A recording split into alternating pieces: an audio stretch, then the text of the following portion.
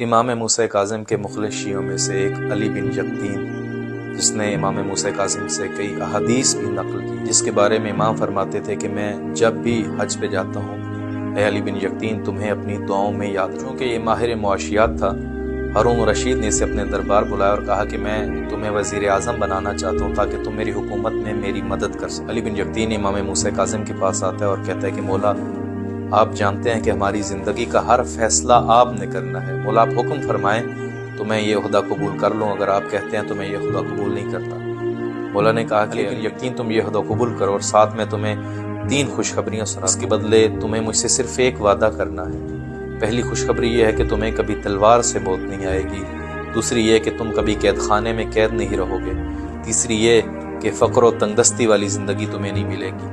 اس کے بدلے تمہیں مجھ سے صرف ایک وعدہ کرنا ہے۔ بتائیے مولا کیا وعدہ کرو؟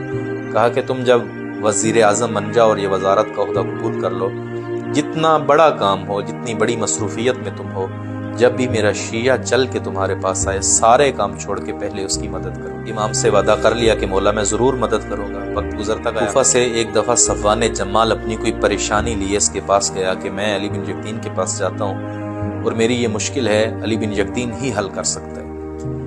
لیکن علی بن یقطین چونکہ مصروف ہو گیا، وزیر اعظم بن گیا اور کافی کام آ گئے، تو صفوان جمال کو وقت نہ دے سکا۔ صفوان جمال مایوسی کی حالت میں کوفہ واپس پلٹتا ہے اور دل میں سوچتا ہے کہ مولا نے اس سے وعدہ لیا تھا تب میں اس کی طرف گیا ہوں، لیکن اب چونکہ بڑا آدمی ہو گیا ہے، کہاں شیعوں کی بات۔ چند دنوں بعد جب علی بن یقطین مدینہ امام موسیٰ کاظم کی زیارت کو آتا ہے، بیت الشرف تشریف لاتا ہے، دروازے پہ دستک دیتا ہے، اندر سے غلام آتا ہے اور کہتا ہے علی بن یقطین مولا کہتے ہیں میں تم سے ملنا نہیں چاہتا۔ علی بن یقطین نے تعجب سے کہا کہ ابھی تو میں نے دستک دی ہے، تم آئے ہو، مجھے ابھی دیکھا ہے، امام کو جا کے بتاؤ تو صحیح کہ علی بن یقطین ملنے آیا۔ کہا کہ جب تم نے دروازے پہ دستک دی، مولا نے مجھے حکم دے کے کہا کہ علی بن یقطین کو کہنا اگر تمہارے پاس میرے شیعوں کے ملنے کا وقت نہیں ہے تو میرے پاس تم سے ملنے کا وقت بھی نہیں۔ تڑپ گیا جب یہ سنا کہ مولا مجھ سے ناراض ہے، سارے کام چھوڑا صفوان جمال کے پاس اور صفوان جمال کے پاس آ کے معافی مانگی۔ صفوان جمال نے کہا کہ تم میرے گھر چل کے آئے ہو، میری عزت کے لیے یہی کافی ہے، میں نے تمہیں معاف کیا ہے۔ کہا مجھے ایسے ہی معافی نہیں چاہیے۔ صفوان نے کہا پھر کیسے معاف کروں؟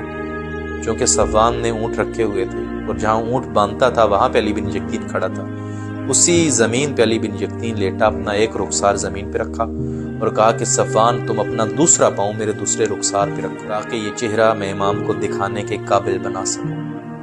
صفوان نے کہا یہ کام میرے لیے مشکل ہے، کہا تمہیں امام موسیٰ کاظم کی محبت کا واسطہ۔ صفوان نے اپنا پاؤں اس کے چہرے پہ رکھا، یہ کوفہ سے پھر مدینہ آیا، اب دروازے پہ دستک دی، پہلے غلام نے دروازہ کھولا تھا، اب خود امام نے دروازہ کھولا۔ علی بن یقطین کو امام کاظم نے گلے لگا، نے کہا تم نے میرے شیعہ کی اتنی مدد کی ہے، میں امام وقت تمہیں ایک اور خوشخبری سناتا ہوں، تمہاری جنت کا ضامن میں خود امام موسیٰ کاظم۔